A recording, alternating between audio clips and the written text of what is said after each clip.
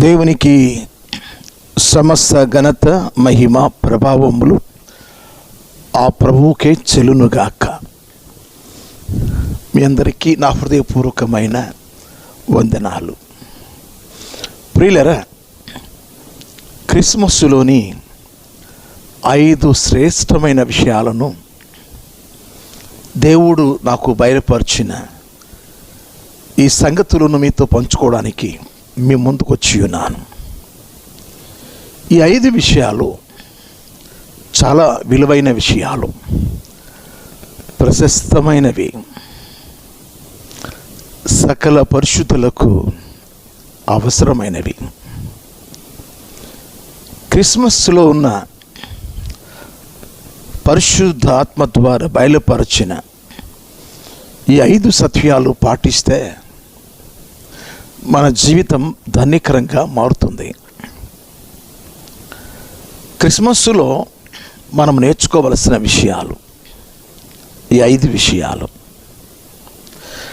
నేను వరుసగా చెప్తూ ఉంటుండగా స్కిప్ చేయకుండా శ్రద్ధగా వినండి ప్రియులారా. ఇవి దేవుని ఆత్మ ద్వారా మాత్రమే గోచరించబడతాయి, వివేచించబడతాయి.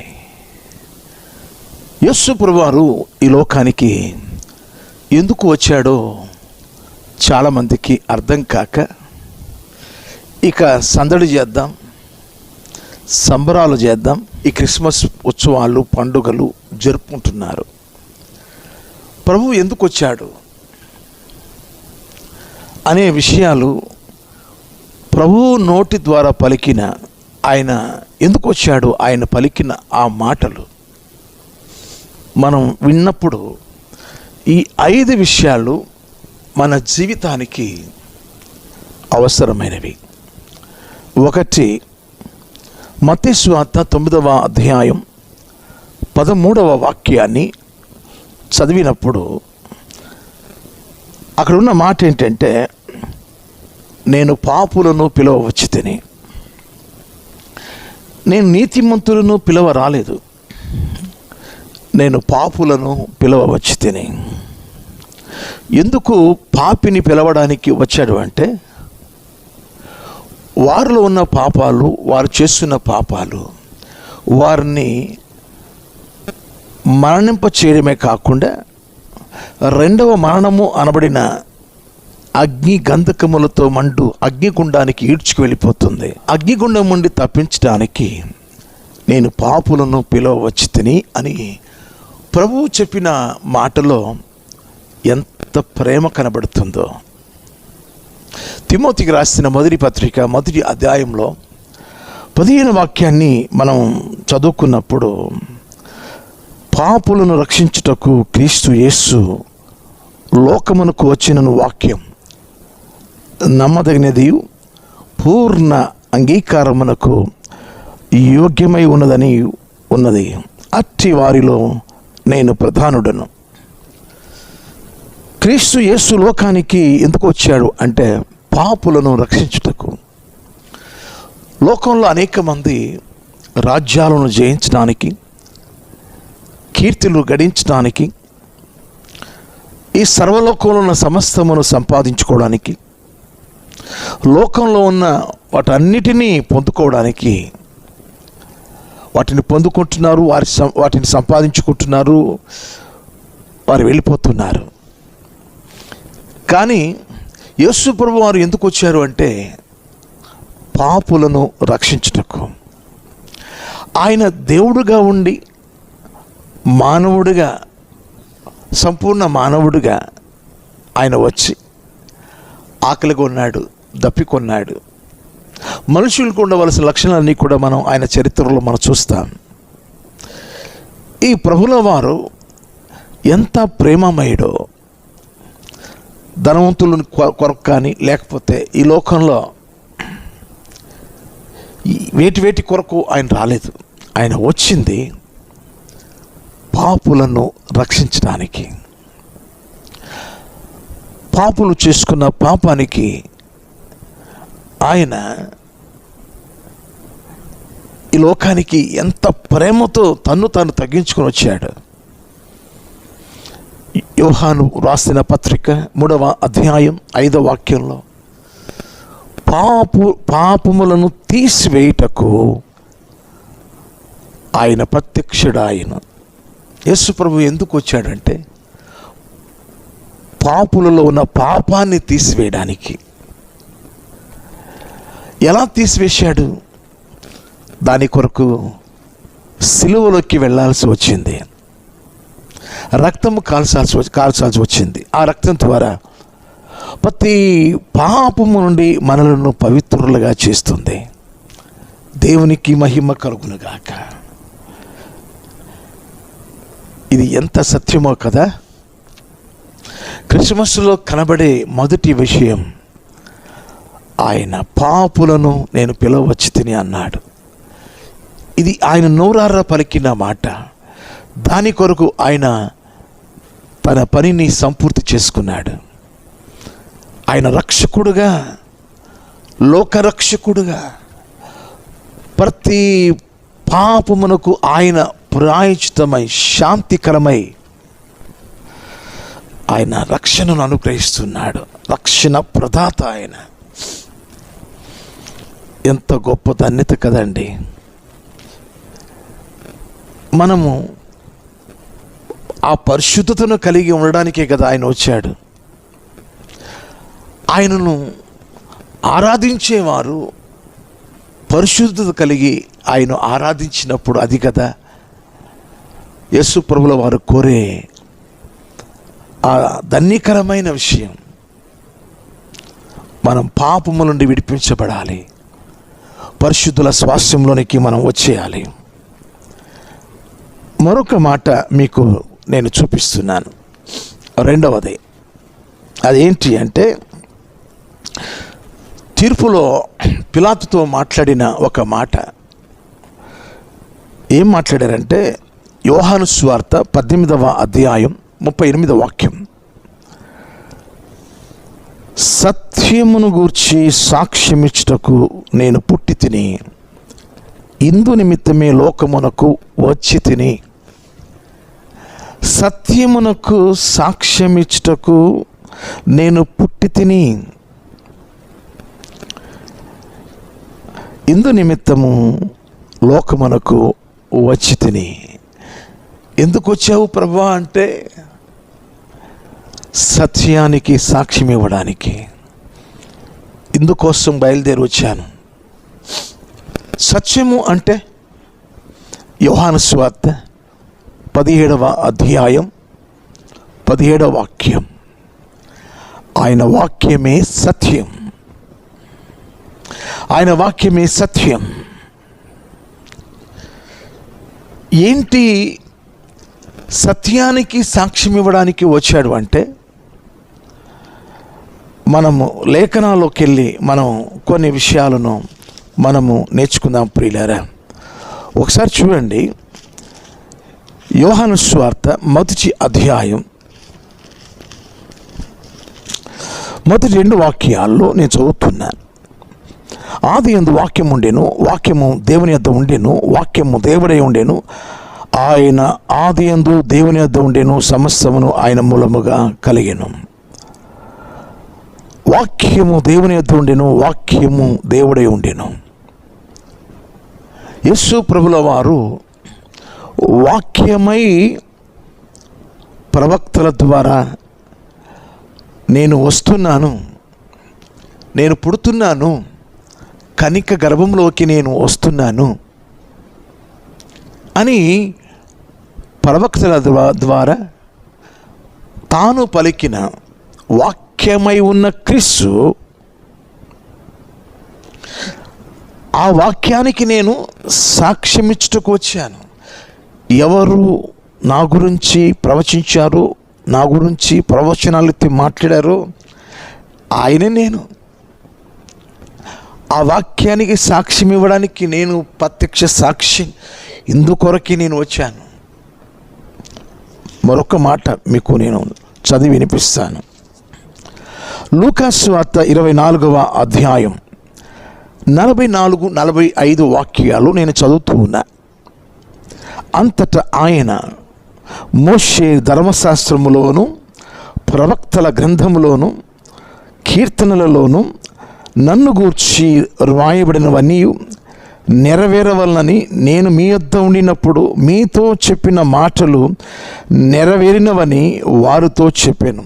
అప్పుడు వారు లేఖనములు గ్రహించున్నట్లుగా ఆయన వారి మనస్సును తెరచి, ఏ ఏ లేఖనాలు ప్రవచనాత్మకంగా చెప్పబడ్డాయో అక్కడ ఉన్న మాట, మోషే ధర్మశాస్త్రములో, ప్రవక్తల గ్రంథములో, కీర్తనల్లో నా గురించి చెప్పబడిన మాటలు నెరవేరినవని వారి మనస్సులను తెరచి. అవును, చాలామందికి ఆయన గురించి ప్రవచనాలు ప్రవక్తలు మాట్లాడినప్పుడు ఆయనేదో మనిషి కుమారుడుగా, దేవుని కుమారుడుగా అని సంబోధన చేస్తున్నారు. దేవుడు వాక్యమై ఉన్నాడు. ఆ వాక్యం శరీరాన్ని ధరించుకున్నది. యోహాను సువార్త 1వ అధ్యాయంలో మనం చూస్తాం ప్రియులారా, ఆ వాక్యమే శరీరధారి అయి మన మధ్యకు వచ్చెను. ఒకసారి 14వ వాక్యం చూడండి. ఆ వాక్యము శరీరధారి అయి కృపా సత్య సంపూర్ణుడుగా మన మధ్య నివసించాను. ఆ వాక్యము యేసు అనే శరీరాన్ని ధరించుకున్నది. దానికి నేను సాక్షిగా, దానికి నేను ఆ సత్యానికి సాక్షిగా నేను పుట్టాను. ఎవరు ఎక్కడ ఏ ప్రవక్త నా గురించి ప్రవచించారో ఆ ప్రవచనాల్లో ఉన్న ఆ సత్యం నేనే. ఈరోజు ప్రియ దేవుని పిల్లలారా, అందరూ తల్లి గర్భంలోంచి పుడతారు, కానీ ఆయన ముందున్నవాడు కదా, కనుకనే ఆది అయి ఉన్న దేవుడు కదా, కనుకనే నేను ఒక కన్యక గర్భంలోంచి రాబోతున్నాను. ఎందుకు? అనేకులను రక్షించుకోవడానికి. ఈరోజు నా ప్రియ దేవుని పిల్లలారా, క్రిస్మస్లో దాగి ఉన్న ఈ సత్యాలను మనం స్పష్టంగా నేర్చుకున్నప్పుడు మన జీవితాలు ధనీకరంగా మారుతాయి. ఆ తదుపరి 3వ విషయం, యేసు ప్రభువారి యొక్క పుట్టుకలో దాగి ఉన్న, క్రిస్మస్లో దాగి ఉన్న 5 శ్రేష్టమైన విషయాలలో 3వ విషయాన్ని గురించి మీ ముందు పంచుకుంటున్నాను. మార్కు సువార్త 1వ అధ్యాయం 38వ వాక్యం. ఆయన ఇతర సమీప గ్రామాలలోనూ నేను ప్రకటించినట్లు వెళ్ళుదము రండి, ఇందు నిమిత్తమే కదా నేను బయలుదేరి వచ్చి తిని. ఆయన మాటలు చూడండి, ఇందు నిమిత్తమే కదా నేను బయలుదేరి వచ్చి తిని. అంటే ఆయన ఆదే ఉన్నవాడు, నేను మొదటివాడును కడపట్టివాడును, ఆల్ఫాయు ఓమేగై ఉన్నవాడను. నేను బయలుదేరి వచ్చి తిని పరలోకము నుండి భూలోకానికి ఎందుకొరకు ఆయన బయలుదేరి వచ్చాడు? 3వది అక్కడున్న మాట, ఇతర సమీప గ్రామాలలో నేను ప్రకటించడానికి వచ్చాను, సువార్తను ప్రకటించడానికి. మత్తయి సువార్త, మార్కు సువార్త, లూకా సువార్త, యోహాను సువార్త యేసు ప్రభువును గురించిన ఆ 4 సువార్తలు ప్రభువును గురించి రాయబడ్డాయి. ఆయన జీవిత చరిత్ర రాయబడింది. నేను ప్రకటించడానికి వచ్చి తిని. ఏమని ప్రకటించడానికి ఆయన వచ్చాడు? మార్కు సువార్త 1వ అధ్యాయం 15వ వాక్యం. దేవుని రాజ్యము సమీపించి ఉన్నది, మారు మనస్సు పొంది సువార్త నమ్ముడని చెప్పుచు దేవుని సువార్త ప్రకటించుచు గలిలయకు వచ్చాను. సువార్తను ఆయన ప్రకటించడానికి వచ్చాడు. ఏంటి ఆయన సువార్త? దేవుని రాజ్యం సమీపించి ఉన్నది. మీరు మారుమనసు పొందండి. ఈ సువార్తను ప్రకటించడానికి వచ్చినాడు. మనం ఈ లోక సంబంధం కాము, మనము పరలోక సంబంధులం. అందుకోసమే మీరు దేవుని రాజ్య సంబంధులుగా మారాలి. మీరు ఈ లోక రాజ్య సంబంధులు కారు, రాజ్య సంబంధులుగా మారాలి. దానికి మారు మనస్సు పొందాలి. ఈ స్వార్థను మీరు నమ్మాలి. దీన్ని ప్రకటించడానికి నేను వచ్చాను. ఏ సంఘం భారము కలిగి సత్య స్వార్థను ప్రకటిస్తుందో ఆ సంఘం బహుగా వర్ధిల్లుతూ ఉంటుంది. ఏ దైవజనుడు సువార్త ప్రకటిస్తాడు, నిజముగా పంపబడిన దైవజనుడు, ఏ విశ్వాసి, ఏ స్వార్థికుడు సువార్త ప్రకటిస్తారో వారు దేవుని చేతుల్లో బహుబలముగా వాడబడతారు. ఆయనకిష్టమైనది సత్య సువార్త, దేవుని రాజ్య వార్త. ఎబ్రీయులకు రాసిన పత్రికలో ఓ చక్కని మాట నేను మీకు చదివి వినిపిస్తాను ప్రియులారా. ఎబ్రీయులకు రాసిన పత్రికలో 5వ అధ్యాయం 12వ వాక్యం. కాలమును బట్టి చూచితే మీరు బోధకులుగా ఉండవలసిన వారై ఉండగా దేవోక్తులలో మొదటి మూలపాఠములను ఒకడు మీకు మరలా బోధింపవలసి వచ్చెను. మీరు పాలు త్రాగవలసిన వారే కానీ బలమైన ఆహారం తినగలవారు కారు. కాలాన్ని బట్టి చూస్తే మీరు బోధకులుగా ఉండాలి. ప్రియమైన దేవుని పిల్లల సంఘాలలో దైవజనులు బోధిస్తూ ఉంటారు. నువ్వు విన్న బోధ, ఆ బోధ నిన్ను రక్షించిన తర్వాత నీవు కూడా అనేకులను రక్షించే పనిలో ఆ సువార్త ప్రకటించాలి. ఏ సువార్త నిన్ను రక్షించిందో, ఏ సువార్త నీ పాపములను మానేటట్టు చేసిందో, పరిశుద్ధునిగా మార్చుకుందో ఆ సువార్త అంటే ఏంటి అంటే మన పాపముల కొరకు ప్రభుల వారు ఈ లోకానికి వచ్చి మన పాపముల నిమిత్తం, మన అతిక్రమ దోషమును బట్టి, మన సమస్త దోషమును బట్టి ఆయన మొత్తబడి సిలువలోకి వెళ్ళి చనిపోయి లేఖనముల ప్రకారము ఆయన తిరిగి 3వ దినమున లేచి తిరిగి రాబోతున్న ఆ ప్రభువుని గురించి ప్రకటించడే సువార్త యొక్క ముఖ్య ఉద్దేశం. ఆయన రాజ్య సువార్తను ప్రకటించడానికి వచ్చాడు. ఆయన రాజ్యాన్ని కట్టాడు. మీకు ఒక విషయం చెప్తాను. ఆయన రాజ్య సువార్తను ప్రకటిస్తూ ఉన్నప్పుడు ఒక వ్యక్తి ఓ ప్రశ్న ప్రభుల వారిని అడిగినప్పుడు ఆయనకిచ్చిన జవాబు ఏమిటో నేను మీకు వినిపిస్తాను. చూడండి ప్రియులారా, ఏమిటి ఆయన ఇచ్చిన జవాబు. లూకాసు వార్త 17వ అధ్యాయం 20-21 వచనాలు.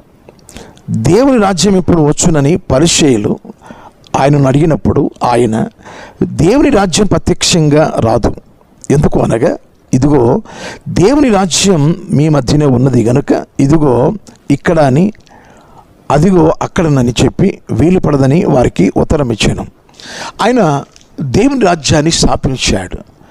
అనేకులు వారి పాపాలు ఒప్పుకొని ప్రభు వెంట వెళుచున్నప్పుడు వారందరూ రాజ్య సంబంధులుగా మార్పులోనికి వస్తూ ఉన్నారు. ప్రభువారు కూడా శిష్యుల గురించి చెప్పినారు, మీరు రాజ్య సంబంధులు, మీకు పరలోక మర్మములు మీకు తెలిసే ఉన్నవి. అదిగో ఈ యొక్క ఉపమానాలు ఎవరికి అంటే ఇక మారు మనసు పొందని, ఇంకా దేవుని వాక్యము అర్థం కాని వారికి ఉపమానాలు. మీరు రాజ్య సంబంధులు, మీకు ఆ రాజ్యాన్ని గురించి మీకు బాగా తెలిసి ఉన్నవి. ఆయన వచ్చింది అందుకోసం, మనలను రాజ్య వారసులుగా చేయడానికి ఆయన వచ్చాడు. తర్వాత 4వది, మీరు చక్కగా విని ఆత్మీయ సత్యాల్లో మీరు బలపడాలని నా ఆకాంక్ష. లూకాసు వార్త 19వ అధ్యాయం 10వ వాక్యం. నశించిన దానిని వెదికి రక్షించుటకు మనుష్య కుమారుడు లోకమునకు వచ్చాను. నశించిన వారిని అంటే దానికి అర్థం ఉంటుంది. నశించిన దానిని అంటే ఎవరిని బట్టి? నశించిన దానిని అంటే మనకు మత్తయి వార్త 10వ అధ్యాయం 6వ వాక్యం. మత్తయి సువార్త 10వ అధ్యాయం 24వ వాక్యం. యెరూషలేము పట్టణమును గురించి, అనగా ఇశ్రాయేలీయుల గురించి, నశించిన దానిని అంటే అదిగో ఇశ్రాయేలు సంతతి, దేవుని ప్రజలైన ఇశ్రాయేలీయులు, నశించిన ఇశ్రాయేలీయుల కొరకే నేను వచ్చాను అన్నాడు. శిష్యులతో మాట్లాడిన మాట, వారి యొద్దకి మీరు వెళ్ళి సువార్తను ప్రకటించండి, వారి కొరకు ప్రార్థన చేయండి. ఈరోజు క్రీస్తునందు ప్రియ దేవుని పిల్లారా, అంటే లోకములో ఉన్న పాపులందరినీ రక్షించుటకు ఆయన వచ్చాడు. ఆయన లోక రక్షకుడు. ఆయన అందులో అందరున్నారు. అన్ని వంశాలు ఉన్నాయి, అన్ని దేశాలు ఉన్నాయి, అన్ని ప్రాంతాలు ఉన్నాయి, ఇందులో సందేహం లేదు. కానీ ఇశ్రాయేలీయులు రక్షణ పొందాలి, ఆయన వాంఛ, ఆయన ఆశ. అందుకోసమే పౌలు గారు కూడా రోమీయులకు రాసిన పత్రిక 10వ అధ్యాయం 1వ వాక్యంలో, నా ప్రజలు రక్షణ పొందాలి, ఇశ్రాయేలీయులు వారు రక్షణ పొంద నా మనోవాంఛ. మనకు కూడా చెప్పిన మాట ఏంటంటే 122వ కీర్తనలో 6వ వాక్యములో, మీరు యెరూషలేము కొరకు ప్రార్థన చేయండి. యెరూషలేమా, నిన్ను ప్రేమించువారు వర్ధిల్లుతారు. మన ప్రార్థనలో ఒక అంశం, ఇశ్రాయేలీయుల రక్షణ కొరకు మనం ప్రార్థన చేయాలి. మన ప్రార్థనలో ఒక అంశం, ఒక భాగం. ఈరోజు ఒకసారి ఆలోచన చేద్దాం. ఆయన ఎందుకోసం వచ్చాడంటే, నశించిన దానిని వెతికి రక్షించడానికి, నశించిన ఇశ్రాయేలీయులు వారందరూ రక్షణ పొందాలని ఆయన వచ్చాడు. చివరిది ప్రియులారా, చివరిది ప్రకటన గ్రంథం 22వ అధ్యాయం 7వ వాక్యం 12వ వాక్యం. ఇదిగో నేను త్వరగా వచ్చుచున్నాను. వచ్చి తిని అని 4 పర్యాయాలు నేను మీకు చదివి అందులో ఉన్న భావాన్ని మీకు తెలియచేశాను. ఆయన చనిపోయి వెళ్ళిపోయాడు, పరలోకానికి వెళ్ళిపోయాడు. మళ్ళీ వస్తున్నా అంటే వచ్చి తిని అన్న 4 ఎందుకు వచ్చాడు? ఆ 4 సత్యాలు అనుభవించే వారి కొరకు, అనగా దేవుని పిల్లల కొరకు రాబోతున్నాడు. వారిని ఆయన ఉండు స్థలంలో ఉండునట్లుగా వారి కొరకు నివాసాలను ఏర్పాటు చేశాడు. యోహాను సువార్తలో 14వ అధ్యాయం 3వ వాక్యములో, నా తండ్రి ఇంటి అనేక నివాసములు కలవు, మీ అందరికీ నివాసాలు నేను ఏర్పాటు చేసి నేను మళ్ళీ వస్తాను. నేను ఫిలిప్పీయులకు రాసిన పత్రికలో కూడా ఒక మాట ఉంటుంది, 3వ అధ్యాయం 20వ వాక్యంలో, మన పౌరస్థితి పరలోకమందున్నది, అక్కడ నుండి ప్రభువైన యేసుక్రీస్తు అను రక్షకుని నిమిత్తం కనిపెట్టుకొని ఉన్నాం. ఆయన వస్తున్నాడు. అంచె దినాలలో మనం ఈ లోకాన్ని విడచి పరలోకానికి మనం వెళ్ళే యాత్రికులము అని, పరదేశులము అని, మనం తీసుకువెళ్ళడానికి ఆయన రాబోతున్నాడని, ఇదిగో నేను వస్తున్నాను, త్వరగా వస్తున్నాను. ఈ క్రిస్మస్లో ఆయన రాకడను మర్చిపోతున్నారేమో. ఏదో పండుగ అడావుడిలో ఆయన వస్తున్నాడు, వచ్చి అయిపోయింది. ఎందుకు వచ్చాడో చెప్పాడు, వెళ్ళిపోయాడు, వస్తున్నాడు. వస్తున్నప్పుడు మనలను ఆయన ఉన్న పరలోక పట్టణానికి మనం తీసుకువెళ్ళడానికి వస్తున్నాడు. ఎలా వస్తున్నాడు? ప్రకటన గ్రంథం 3వ అధ్యాయం 3వ వాక్యంలో, దొంగ ఏ రీతిగా వస్తాడు? మీరు అనుకోనని గడియలో ఆయన వస్తాడు. అంటే ఇప్పుడు సంబరాలు అంబరానికే అంటేటట్టుగా కాదు. ఈ క్రిస్మస్ గత ఏడాది కంటే బ్రహ్మాండంగా లక్షలు ఖర్చు పెట్టి సంబరాలు చేసుకోవడానికి కాదు, మన కొరకు వస్తున్నాడు.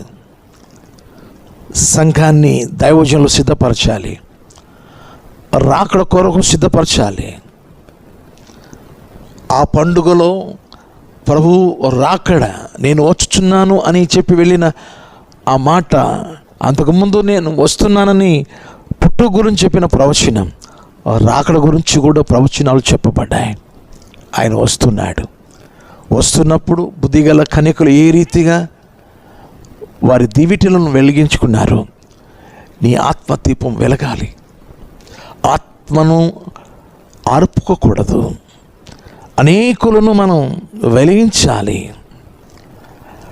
అనేకుల మధ్య మనం వాక్యాన్ని చేత పట్టుకొని జ్యోతుల వలె ప్రకాశించాలి.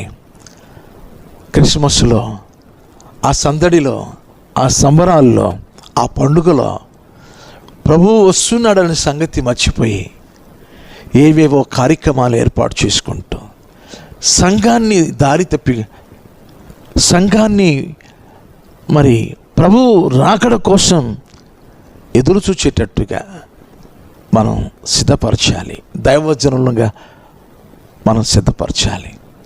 కనుక వచ్చి తినని చెప్పిన దేవుడు వెళ్ళిపోయాడు, వస్తున్నాడు. వచ్చి తిని అన్న సత్యం మీకు వివరంగా చెప్పాను. ఎవరి కోసం వస్తున్నాడు ఆయన? ఆయన ఎవరైతే రక్షణ పొందారో, అది అక్కడ ఉన్న మాట, మన పౌరస్థితి పరలోకమందున్నది, అక్కడ నుండి ప్రభువైన యేసు అను రక్షకుని నిమిత్తం, ప్రభువైన యేసుక్రీస్తు అను రక్షకుని నిమిత్తం కనిపెట్టుకుని ఉన్నా.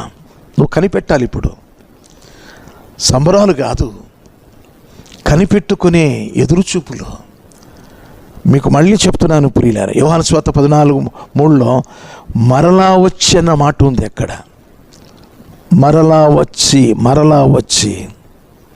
వచ్చి తిని తనలో ఉన్న విషయాలు చెప్పేశాడు, కార్యాన్ని ముగించేశాడు. సిలువలో ఆయన చనిపోయాడు, తిరిగి లేచాడు, వస్తున్నాడు. వస్తున్న సమయంలో దేవుడు మనకిచ్చిన రక్షణని భయముతో వణుకుతో కాపాడుకుంటూ పరలోకానికి మనం చేరుకోవాలి. ఒక సత్యాన్ని మీకు చెప్పాలి. మత్తయి సువార్తలో 13వ అధ్యాయంలో 43వ వాక్యంలో, నీతిమంతులు తమ తండ్రి రాజ్యములో సూర్యుని వలె ప్రకాశిస్తారు. చాలామంది నక్షత్రాలు కట్టుకుంటూ, ఈ యొక్క ఏవేవో డెకరేషన్ చేసుకుంటూ, ఖర్చులు పెట్టేసుకుంటూ ప్రభువు రాకడ గురించిన ఆలోచన. నీ ఒక సూర్యుని వలె ప్రకాశిస్తావు, నువ్వు ఒక నక్షత్రం వలె ప్రకాశిస్తావు. నీవే నక్షత్రం, నీవే సూర్యకాంతి అయి నువ్వు ప్రకాశిస్తావు. అనేకులకు వాక్యమును చేతబట్టుకొని జ్యోతుల వలె కనబడే జీవితంలో నీ జీవితం ఉండాలి. రాకడ కొరకు నువ్వు మండుతూ ఉండాలి. సువార్త వెలుగు అనేక మీద ప్రసరించబడాలి. యేసయ్య వచ్చిన పని ముగించుకొని వెళ్ళిపోయాడు, వస్తున్నాడు. వచ్చుచున్నప్పుడు రక్షణలో వారు నిలిచి ఉన్నారా లేదా, ఆ విషయాలు చెప్పాలి. సంఘాన్ని స్థిరపరచాలి, ప్రభు రాకడ కొరకు ఆయత్తపరచాలి. ఇది నిజ క్రిస్మస్, ఇది దేవుడు ఆశించే Christmas. May God bless you. మీ అందరికీ వందనాలు.